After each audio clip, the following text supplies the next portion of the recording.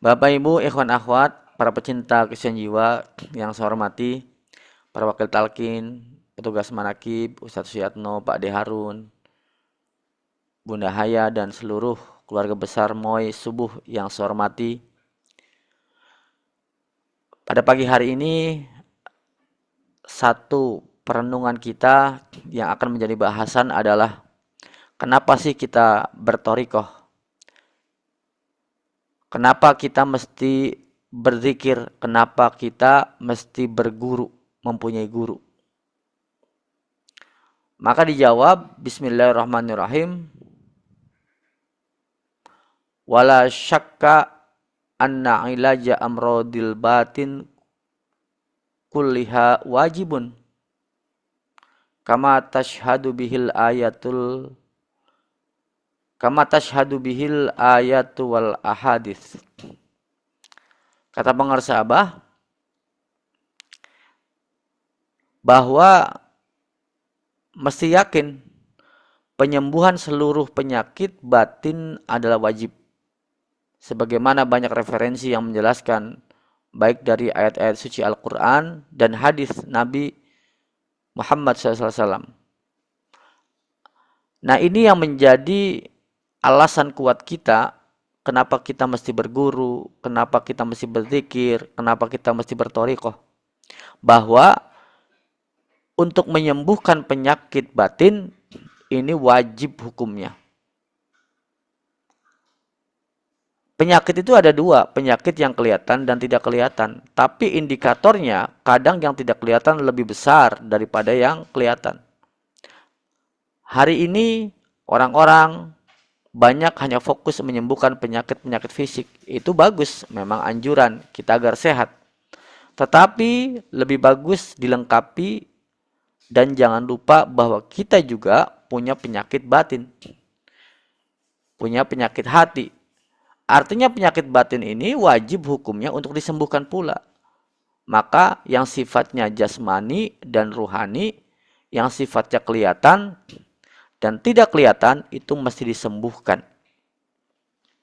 Karena sangat berbahaya. Bapak Ibu ikhwan akhwat, bahwa menyembuhkan penyakit-penyakit batin yang ada di diri kita itu menjadi wajib. Maka kita berguru kepada dokter ahli di bidang ruhani.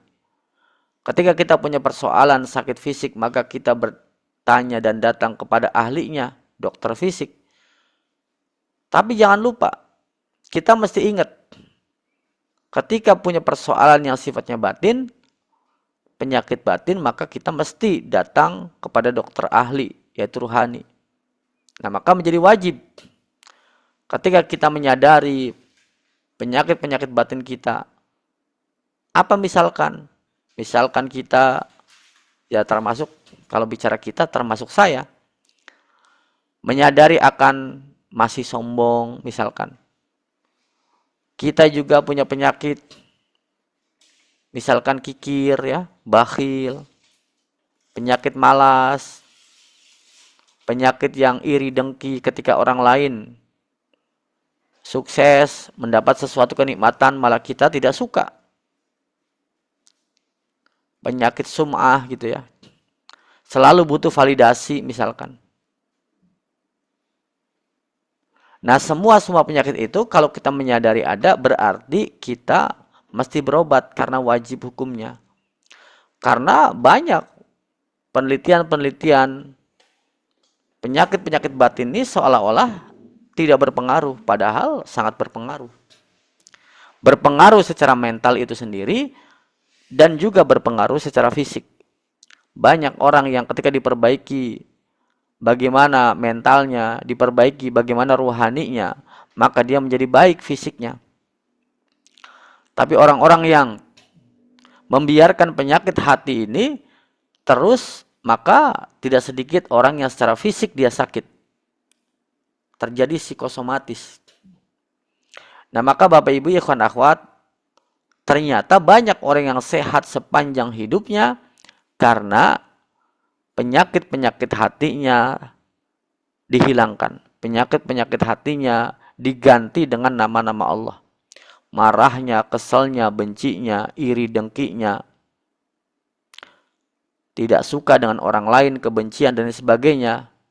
Nah, maka Abah mengajarkan kepada kita semua bagaimana kita untuk sama-sama kita juga fokus dalam hal ini. Yaitu sungguh berbahaya ketika penyakit-penyakit hati ini menguasai kita.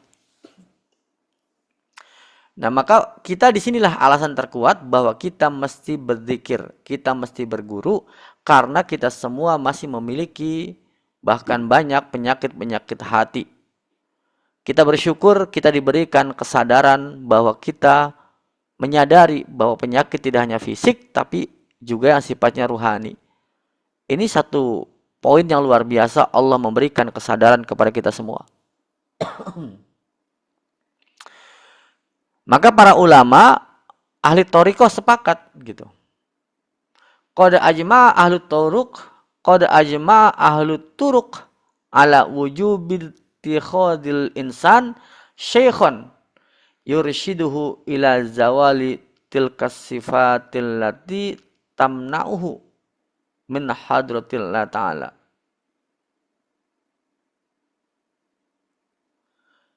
Para ulama sepakat bahwa seorang murid harus mengambil guru, seorang syekh yang dapat membimbing untuk apa? Menghilangkan sifat-sifat yang menghalangi hatinya kepada Allah.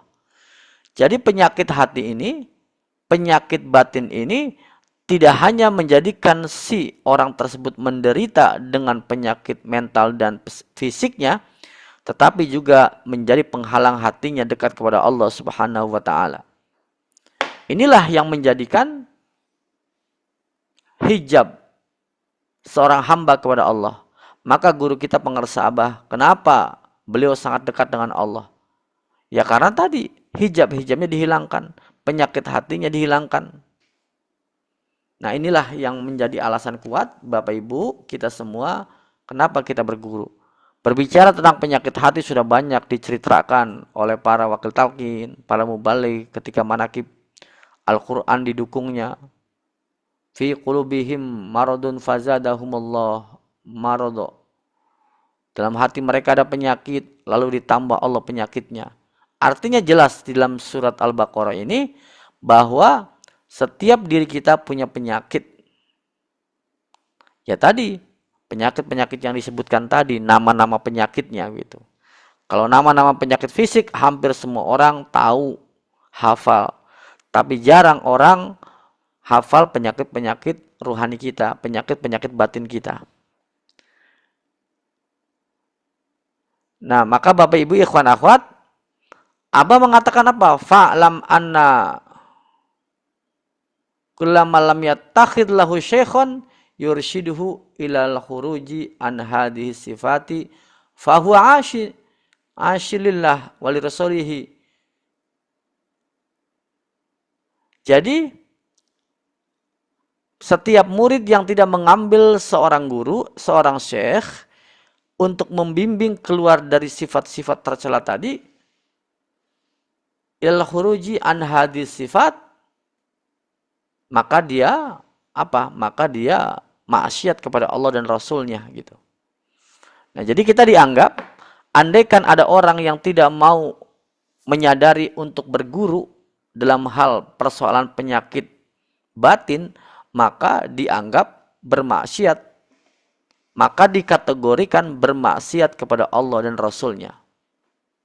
Maka diceritakan dalam kitab Miftahus Sudur, ketika orang tanpa syekh, suluknya tidak akan bermanfaat walaupun dia menghafal 1000 kitab gitu. La yanfa'u bi ghairi syaikhin walau hafidha alfa kitabin. Kata Abah Anom dalam kitab Miftahus Sudur bahwa tanpa syekh itu tiada manfaat meskipun ia telah menghafal 1000 kitab. Masya Allah 1000 kitab. Kita 1 kitab saja nggak hafal gitu ya. Ini orang yang menghafal 1000 kitab tidak akan berarti kalau dia tanpa guru dalam suluknya. Nah, artinya perbandingan ini menjadikan betapa pentingnya walaupun kita menguasai berbagai macam ilmu. disiplin ilmu, fan ilmu dengan 1000 kitab tadi. Mungkin kita kuasai kitab fikih kita menguasai kitab ilmu syariat kita, ilmu ibadah kita, semua ilmu dipelajari dari 1000 kitab itu, bayangkan, itu tidak akan menjadi apa-apa, tidak akan menjadi manfaat tanpa seorang syekh gitu. Ya buku hanya sebuah referensi, itu penting, thalabul ilmi.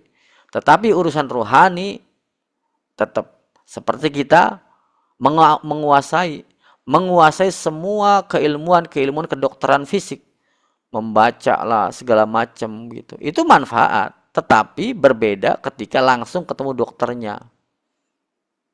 Kita baca, makanya sekarang banyak orang mencari referensi melalui internet segala macam tentang penyakit fisiknya, maka menjadi depresi malah. Lebih efektif ketika datang kepada ahlinya, dia langsung mendiagnosa. Demikian juga sama ketika berbicara tentang penyakit batin. Kalau kita hanya mencari referensi, mohon maaf, misalkan kita baca semua kitab-kitab Ibnu Athaillah As-Sukandari, kita baca semua kitab-kitab tasawufnya Imam Al-Ghazali, semua referensi ilmu tasawuf dipelajari, dan ciri-ciri penyakit hati, kemudian cara mengobatinya, dan lain sebagainya, itu semua dapat pengetahuan. Tetapi belum tentu sembuh. Kenapa? Karena penyembuhnya adalah orang. Penyembuhnya adalah orangnya gitu, sosoknya. Nah, sosok dokternya. Jadi bermursyid itu mesti ada sosoknya. Karena apa? Karena sosok itulah yang bisa mendiagnosa kita. Sosok itulah yang bisa memberikan resep kepada kita. Sosok itulah yang bisa memberikan takaran-takaran obat yang pas buat kita. Kamu mesti riyadhah, kamu mesti qiyamul lail, kamu mesti zikir, kamu mesti manakiban, kamu mesti khotaman. Itu semua berdasarkan apa? Diagnosa. Penyakit hari ini, virus yang berkembang secara batin apa nih? Gitu. Apa vaksinnya? Begitu. Maka kata Abah, perbanyak manakib. Bagaimana agar vaksin ini, kekebalan ini bisa bermanfaat kepada semua orang? Maka Abah mengatakan, kita ini peradaban dunia.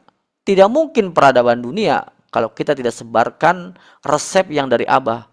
Maka adalah manakiban online internasional. Satu hari bisa 3 kali, subuh, waktu duha, nanti malam. Ini peradaban dunia. Vaksin disebar ke seluruh dunia.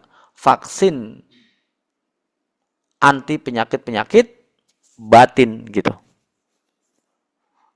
Nah, yang tahu siapa? Yang tahu adalah sosok gitu, orang gitu. Hasil diagnosa hari ini yang muncul banyak penyakit-penyakit batinnya di era sekarang, di tahun 2026, tahun ke depan, di era segala macam percepatan. Apa nih? Oh, ternyata penyakitnya adalah ini. Akhirnya muncul orang lebih banyak dengki, iri, kebencian. Banyak orang yang akhirnya galau, tidak meyakini akan adanya Allah. Semuanya memakai topeng persona, semuanya ketakutan, kekhawatiran akan hidupnya. Ketika melihat status orang lain, ketika melihat postingan orang lain, maka muncul penyakit hati dan lain sebagainya. Ini diagnosa dari guru. Maka guru memberikan resep. Nih, perbanyak zikirnya. Nih, perbanyak khotamannya. Nih, perbanyak manakibnya. Masa Abah Anom, khotaman itu adalah amaliyah mingguan.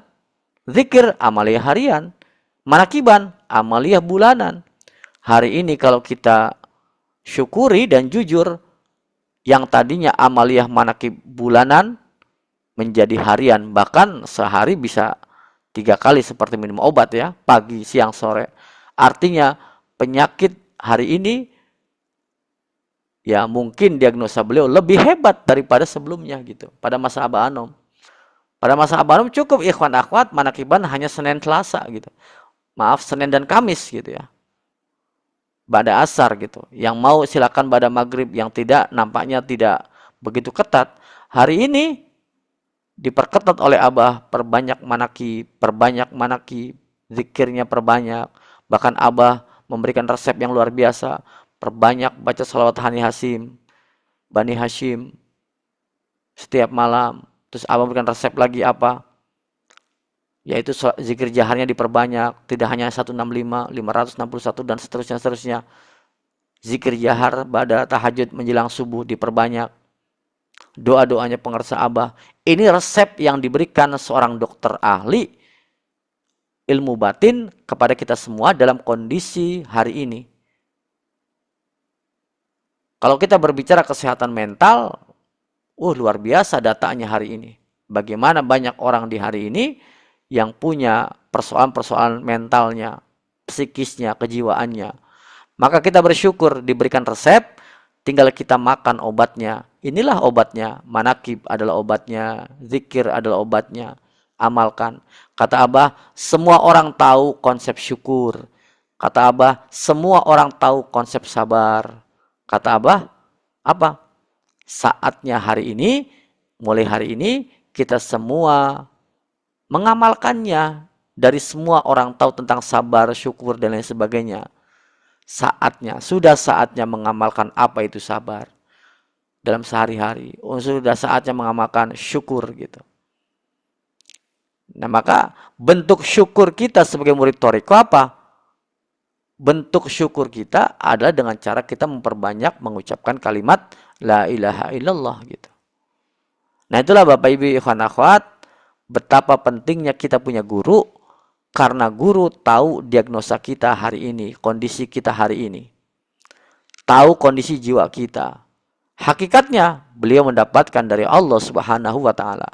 Kalau kita sensitivitas kita, kolbu kita terhalang dengan segala macam, maka kita tidak bisa mengamati, tidak bisa menelaah, tidak bisa mendengar, melihat, merasakan bagaimana betul kondisi hari ini secara spiritual bagi orang-orang.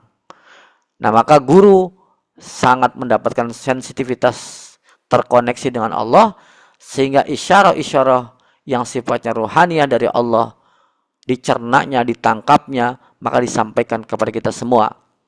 Walaupun kadang kita menolaknya, kadang kita tidak menerima, seolah-olah mengatakan tidak masuk akal. Karena apa? Karena keterbatasan ilmu kita, keterbatasan pengetahuan kita, keterbatasan sensitivitas kolbu kita, karena terhalang dengan penyakit-penyakit hati, maka disitulah kita tidak bisa mendapatkan cahaya itu. Nah, kita mendapatkan cahaya pencerahan melalui isyarah-isyarah itu dari Allah kepada Syekh Mursyid. Syekh Mursyid memberikan kepada kita semua resep-resep hari ini, memberikan takaran-takaran, memberikan usaha preventif dan kuratif kepada kita semua yang berkenaan dengan penyakit-penyakit batin. Ya, dulu mungkin sombong, sekarang masih sombong, ya sedikit berkurang, tidak apa-apa, berproses gitu ya. Mungkin sombongnya dulu levelnya di angka 10, dengan kita berthariqah, lama-lama di level 8. Lumayan alhamdulillah. Dulu ketika melihat orang sukses, orang mendapatkan kenikmatan, posting ini itu, mungkin dulu di angka 10 sebelum berthariqah, sebelum berguru. Sakit hatinya, keselnya. Tidak hanya iri dengki, tidak hanya iri, tidak hanya kesel, bahkan mungkin ingin merusak kenikmatan orang lain. Setelah berthariqah, mungkin masih ada iri, ada kesel, tetapi sudah tidak ingin merusak kenikmatan orang lain. Ini sudah luar biasa. Sudah yang harus kita syukuri. Nanti bertambah lagi dengan melihat orang lain mendapatkan kenikmatan dunia, maka kita masih iri, tapi tidak sakit hati kita, fisik kita tidak tersakiti dengan apa yang kita lihat gitu. Bertambah lagi, dan nanti terus berproses. Ketika melihat kenikmatan orang lain, kita pun ikut senang, ikut bahagia. Nah, di situ justru penularan energi positif untuk itu. Kita belajar senang kepada kenikmatan orang lain yang didapatkan dari Allah yang sifatnya duniawi misalkan. Dan ini persoalan ini saja itu nggak mudah Bapak Ibu ikhwan akhwat. Artinya persoalan yang luar biasa. Kalau kita kaji satu persatu, wah, berbicara tentang kebencian, berbicara tentang marah, berbicara tentang ya tadi iri, dengki, pelit dan lain sebagainya. Masya Allah, ini bahasan yang luar biasa, yang pattern-patternnya betapa luar biasanya sampai akar-akarnya, itu menjadikan bahasan yang menarik secara keruhanian begitu. Dan tentu yang tahu adalah Syekh Mursyid. Tugas kita apa? Tugas kita adalah telan gitu ya. Tugas kita makan, tugas kita minum obat resep dari Abah. Apa itu ya tadi? Manakibannya, khotamannya, zikirnya, qiyamul lailnya, saumnya, sabda-sabdanya, semua yang diberikan kepada kita semua, kita makan, kita minum. Itulah obat kita dalam rangka apa? Menyembuhkan penyakit-penyakit yang ada dalam diri kita yang sifatnya batiniah. Senantiasa kita semua berharap terus dengan susah payah perjuangan kita jatuh bangun untuk mengikuti pengarsa Abah, insya Allah dengan kejembaran rahmania beliau, kita semua diberikan kesehatan yang sempurna, kita semua diberikan kemudahan-kemudahan, kita semua diberikan oleh Allah keistiqomahan, minimal keyakinan kita kuat terus bersama pengarsa Abah, dan kita diberikan hajat-hajat yang dikabul, dan kita diberikan keselamatan kita dunia dan akhirat, keselamatan kita yang sifatnya dari penyakit fisik dan penyakit batin. Amin ya Allah ya Rabbal Alamin. Ikut doa pengarsa Abah untuk kita semua, berkah segalanya semuanya selamanya. Amin. Al-Fatihah. A'udzubillahi minasyaitonirrajim. Bismillahirrahmanirrahim. Alhamdulillahirabbil alamin, arrahmanirrahim, maliki yaumiddin. Iyyaka na'budu wa iyyaka nasta'in. Ihdinas siratal mustaqim, siratal ladzina an'amta 'alaihim ghairil maghdubi waladdallin. Amin. Terima kasih. Wassalamualaikum warahmatullahi wabarakatuh.